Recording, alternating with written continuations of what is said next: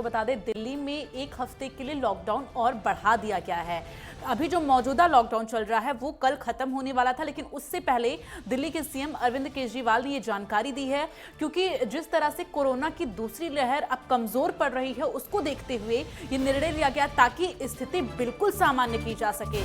ये बड़ी खबर आपको बता दें कि दिल्ली के सीएम अरविंद केजरीवाल ने ये ऐलान कर दिया है कि दिल्ली में और एक हफ्ते अभी लॉकडाउन रहेगा। उसके बाद 31 मई के बाद धीरे धीरे अनलॉक की प्रक्रिया शुरू होगी और एकाएक सब कुछ नहीं खोला जाएगा। सरकार की तरफ से ये निर्धारित किया जाएगा कि अनलॉक प्रक्रिया के तहत सबसे पहले किन किन चीजों की छूट दी जाएगी। ये अपने आप में बेहद महत्वपूर्ण होगा। तो लगातार दिल्ली में जो स्थिति है कोरोना को लेकर वो अब सामान्य होती नजर आ रही है, जिसको लेकर ये दिल्ली के सीएम अरविंद केजरीवाल जानकारी दे रहे थे कि वैक्सीनेशन की जो प्रक्रिया है उसमें और भी तेजी लानी होगी।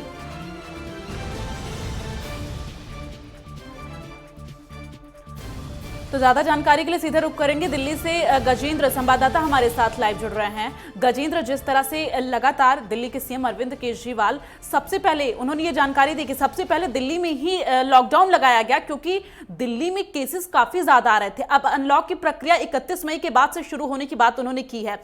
फिलहाल एक हफ्ते का लॉकडाउन और बढ़ाया गया है। ताजा जानकारी आपके पास क्या है?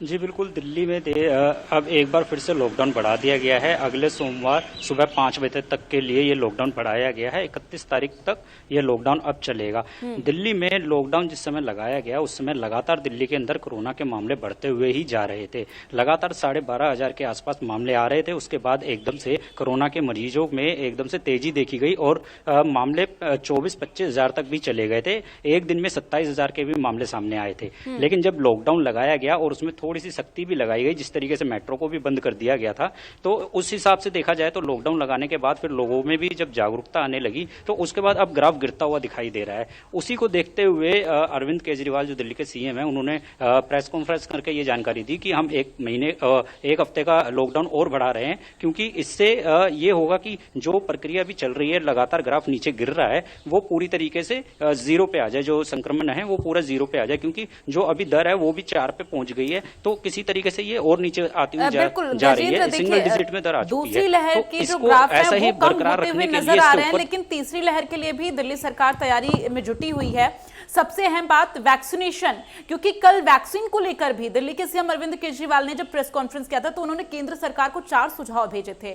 और आज से जो वैक्सीनेशन की प्रक्रिया है 18 साल से 44 साल तक के लोगों के लिए वो कहा गया कि रोक दिया गया है। अभी हालात क्या है, इसको लेकर क्या जानकारी आपके पास?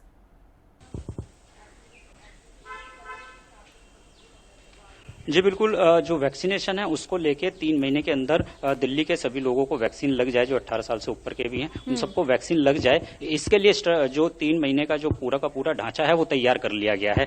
लेकिन वैक्सीन की कमी होने की वजह से अभी ये वैक्सीन जो है वो रुका हुआ है। लेकिन 45 साल से ऊपर के लोगों को लगातार वैक्सीन लग रहा है। बीच में ये भी देखा गया था कि कोवैक्सीन जो है उसकी भी कमी बताई गई थी, लेकिन अभी कोवैक्सीन भी लोगों को किसी किसी हॉस्पिटल में अभी लग रहे हैं, तो उसकी भी अभी कमी उतनी नहीं है। लेकिन 18 साल से ऊपर वालों के लिए खुद सीएम केजरीवाल ने केंद्र सरकार से कहा है कि हमें वैक्सीन उपलब्ध कराई जाए। इसके लिए अगर खुद जो सीएम केजरीवाल हैं वो भी कंपनियों से भी बात कर रहे हैं और केंद्र सरकार से भी बात कर रहे हैं। जल्दी उनको वैक्सीन मिल जाने की उम्मीद वो जता रहे हैं कि जल्दी उनको वैक्सीन मिलेगा और 3 महीने के अंदर अंदर वो दिल्ली के 2 करोड़ जो लोग हैं इन सबको वैक्सीन लगा सकते हैं, ताकि जो तीसरी लहर आएगी उसको रोकने में ये सहायक हो। अब दिल्ली में जिस तरीके से कोरोना कम होता हुआ जा रहा है तो वहीं पे वैक्सीन का भी ज्यादा प्रभावित होंगे। एक्सपर्ट्स का तो यही कहना है, डॉक्टर्स जो हैं, एक्सपर्ट्स जो हैं, उनका यही कहना है कि तीसरी लहर जो कोरोना की आएगी उसमें बच्चों को ज्यादा खतरा है। बच्चों के लिए किस स्तर पर काम हो रहा है दिल्ली में?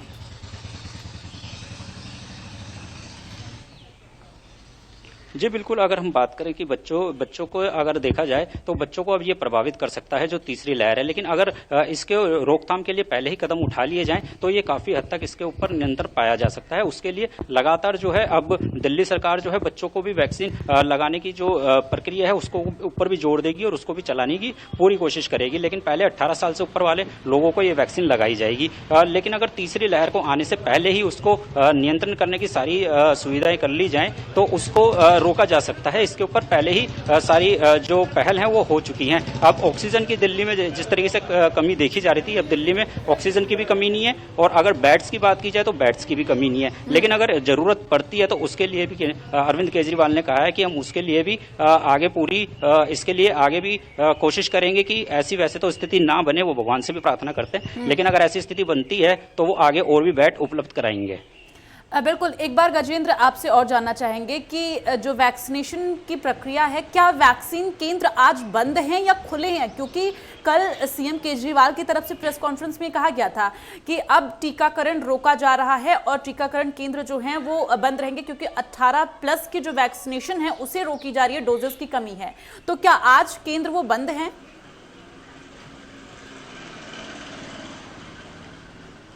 जी बिल्कुल, जिस तरीके से उन्होंने बताया तो आज केंद्र को बंद कर दिया जाएगा, लेकिन अभी फिलहाल कुछ ऐसे केंद्र हैं जिनों के ऊपर पहले ही स्लॉट बुक कर दिए गए थे, तो वहां पे जो है अभी वैक्सीन लग रहा है, लेकिन आज के बाद जो है वो स्लॉट्स आगे नहीं मिल पाएंगे। इसलिए कल से जो है पूरी तरीके से वैक्सीन 18 साल से ऊपर वालों को नहीं लगेगी। लेकिन मैं आपको दोबारा बता दूं कि 45 साल से ऊपर उम्र वालों को ये वैक्सीन जरूर लगती जाएगी, लेकिन अभी 18 साल तक के से 44 साल तक के जो लोग हैं उन लोगों को अभी वैक्सीन नहीं मिल पाएगी। और ये आज शाम 5 बजे के बाद से यहाँ पे जो जितने भी इस तरीके के केंद्र चल रहे हैं उनको बंद कर दिया जाएगा। लेकिन जिन्होंने स्टॉक बुक करा रखा है, जिनको पहले ही डेट्स मिल चुकी हैं, उन लोगों को जरूर ये वैक्सीन लग जाएगी।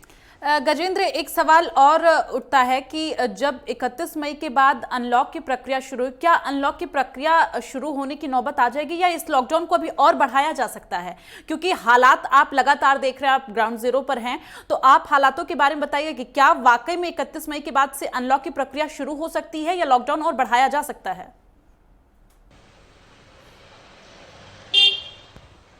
जी बिल्कुल, जिससे कि देखा गया है कि जो पॉजिटिव रेट है अब वो 3% के ऊपर आता हुआ दिखाई दे रहा है, और जो मौतों का आंकड़ा है वो भी काफी नीचे होता हुआ दिखाई दे रहा है। और दिल्ली में अगर बीते 24 घंटों की बात की जाए तो 2260 केस सामने आए। तो ऐसे में जिस तरीके से केस लगातार कम होते जा रहे हैं, हर दूसरे दिन में 1000 से केस कम होते जा रहे हैं, तो एक हफ्ते के अंदर अंदर ये केस हो सकता है बिल्कुल ही जीरो पे आ जाए और कम भी हो जाए। लेकिन अगर ये केस 500 तक भी जाते हैं तो भी लॉकडाउन को खोलने की प्रक्रिया को शुरू किया जा सकता है, क्योंकि WHO की बात करें या वरिष्ठ जितने भी डॉक्टर्स हैं उनकी बात करें तो उसके बाद इस प्रक्रिया को खोला जा सकता है, क्योंकि लगातार उनसे मीटिंग भी चल रही है अरविंद केजरीवाल की, वो लगातार सब लोगों से पूछ भी रहे हैं। अगर हम खुदरा व्यापारियों की बात करें, पुरानी जो दिल्ली है वहां के लोगों की बात करें, जहां पे दिल्ली की सबसे बड़ी चांदनी चौक की मार्केट है, उन लोगों की बात करें तो उन्होंने भी पूरा सहयोग दिया है, व्यापारियों ने भी पूरा सहयोग दिया, और उनका कहना यह है कि जब तक दिल्ली के अंदर कोरोना संक्रमण पूरी तरीके से खत्म नहीं हो जाता, सहयोग करना होगा और इसी सहयोग की वजह से हम इस कोरोना के महायुद्ध से जंग जीत सकते हैं। फिलहाल तमाम जानकारी के लिए गजेंद्र बहुत बहुत धन्यवाद। अपनी नजर बना के रखिएगा, तमाम अपडेट्स आपसे लेते रहेंगे। फिलहाल ये बड़ी जानकारी आप तक कि दिल्ली में केसेस जो हैं कोरोना के वो अब कम होने लगे, रफ्तार धीमी हुई है, लेकिन जो लॉकडाउन की प्रक्रिया है वो 1 हफ्ते के लिए और बढ़ा दी गई है ताकि दिल्ली में स्थिति पहले की तरह सामान्य हो सके, और उसके बाद जब स्थिति सामान्य हो तब लोग अपने घर से बाहर निकले। और ऐसे में स्थिति सामान्य होने के बाद जब लोग घर से बाहर निकलेंगे तो किसी भी तरह का खतरा नहीं होगा, लेकिन जो कोरोना के प्रोटोकॉल हैं वो अभी हमें और भी फॉलो करने होंगे। और चलिए इसी के साथ बुलेटिन में फिलहाल के लिए बस इतना ही। आप देखते रहिए नेटवर्क 10। जय हिंद।